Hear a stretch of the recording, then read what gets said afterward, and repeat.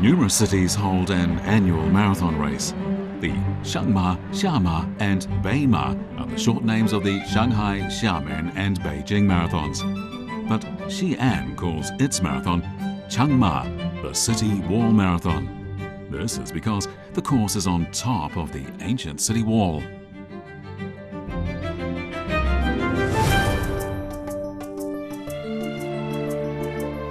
Succeeding dynasties renovated the Xi'an city wall. What we see today is the remains of the Ming dynasty structure. A park built alongside it is a popular recreational area.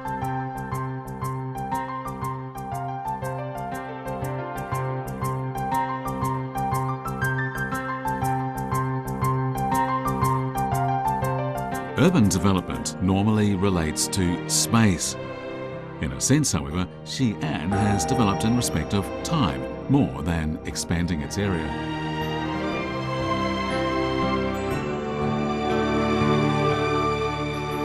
The city's urban districts so powerfully evoke the history of the Qin, Han, Tang and Ming dynasties that it almost seems as though you're going back in time. Still, this is a modern city, and it's moving forward from the powerful foundation of its past glories, like a tree growing new branches and leaves from an ancient trunk.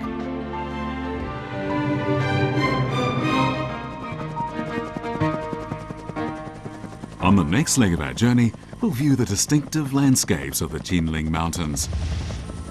We'll take in the fertile southern rice terraces and the contrasting dry northern terraces. And among the high mountains, we'll visit the only natural prairie in Shaanxi province.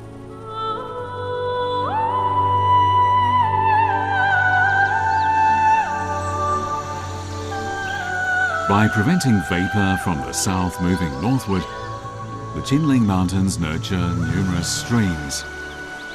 These streams subsequently become the source of the Hanjiang. The largest river in Shaanxi, 2,000 years ago, the Hanjiang gave birth to the powerful Han Empire.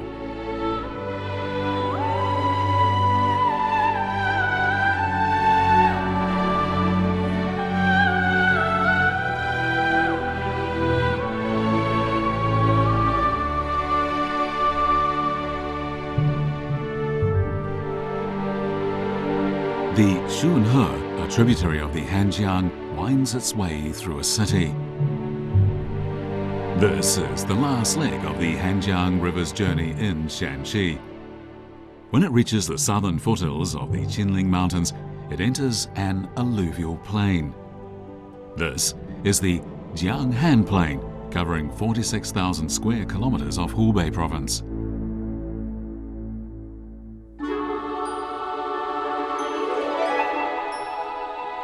Nourished by the Hanjiang, the Hanzhong Basin yields a rich variety of natural produce. Every March witnesses a spectacular blossoming of the Hanzhong rapeseed crop.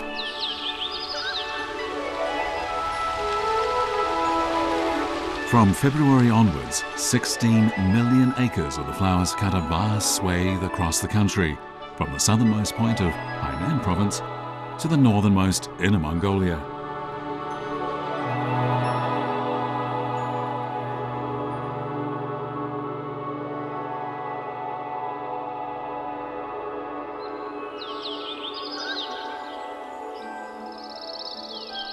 This 2,000 square kilometer area produces a quarter of the world's rapeseed.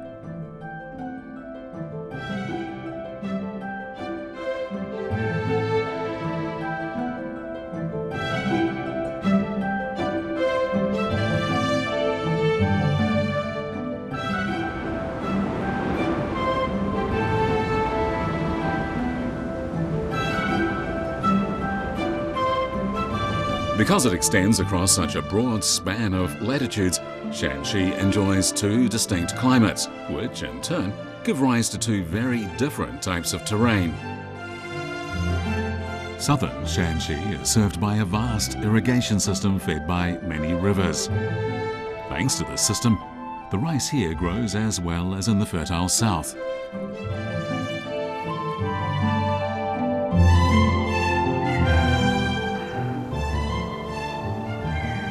200 kilometers to the north on the Loess Plateau lie dry terraced fields. Spring always arrives late here, so the fields often need a blanket of plastic to keep them warm after being sowed. These terraced fields are the product of the unique northern climates and terrain.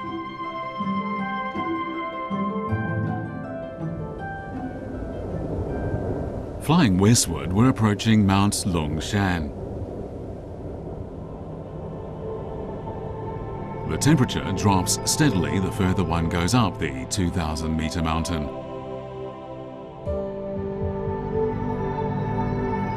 The cooler climate leads to the thinning of the vegetation, creating the only natural grassland in Shaanxi.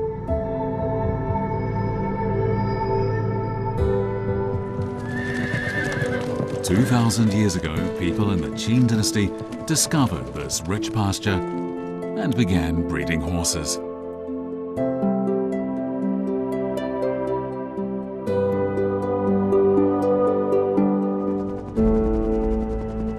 Flying across the Loess Plateau, we'll seek out an ancient cypress reputedly planted by the Yellow Emperor.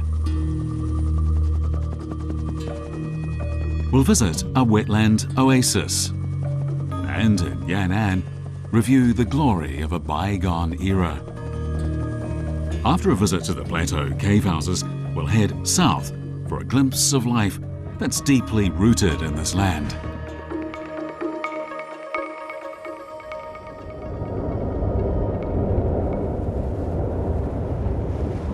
This is the biggest Loess Plateau on Earth.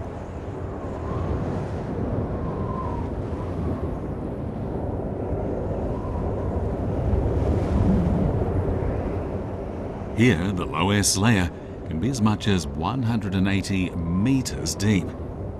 Incredibly, this wonder of nature was created solely by the wind. Now, after decades of work, most of the plateau is lush with greenery.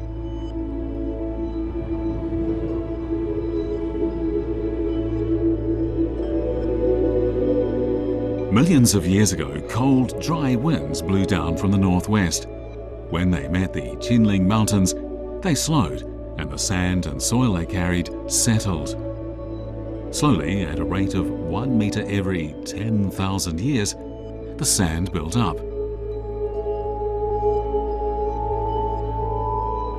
Throughout history, many civilizations have been swallowed up by wind and sand. But the Loess Plateau tells a different story. Wherever the river flows, the sediment it deposits turns into rich soil.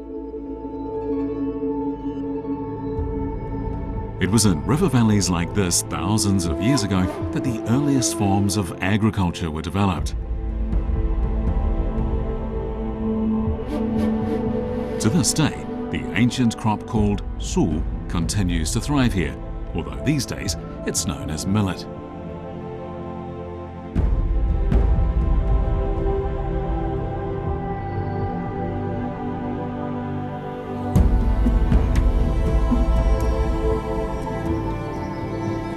This is believed to be the oldest cypress in the world at 5,000 years.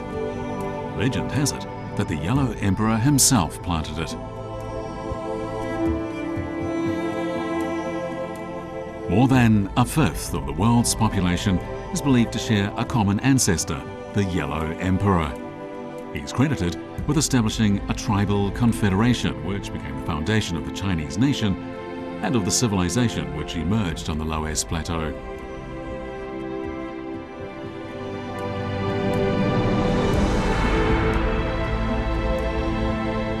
Some of the earliest human civilizations, ancient Egyptian, Babylonian and Indian, emerged along lines of latitude shared by the Loess Plateau.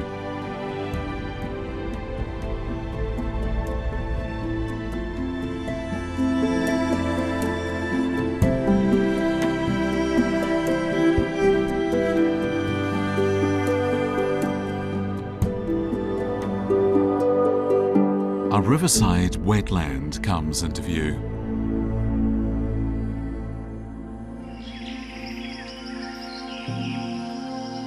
Cuckoo cry the fishhawks on sandbars in the river. This is how Chuan is described in the famous book of poetry.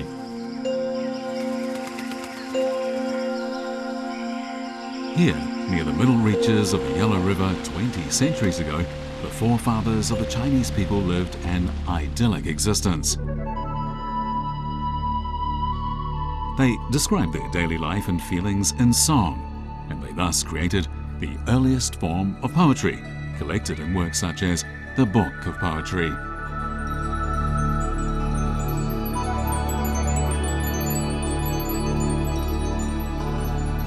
The ancient pastoral songs reverberating across this vibrant land are today spurring the momentum of the great national revival.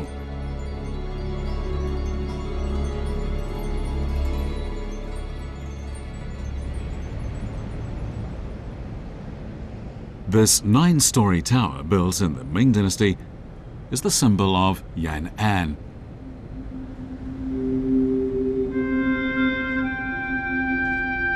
In 1937, the Communist Party of China established its headquarters in Yan'an. The Red Army had suffered severe losses during the Long March. For the next decade, the tiny force would build up its strength, finally becoming powerful enough to liberate China.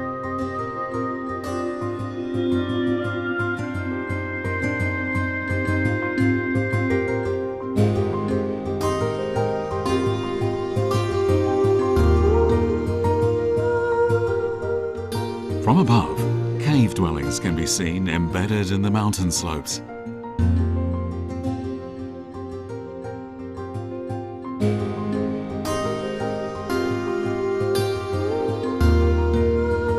Loess is excellent at retaining heat, and it creates a solid structure that isn't prone to collapse. The cave dwellings are therefore surprisingly safe and comfortable.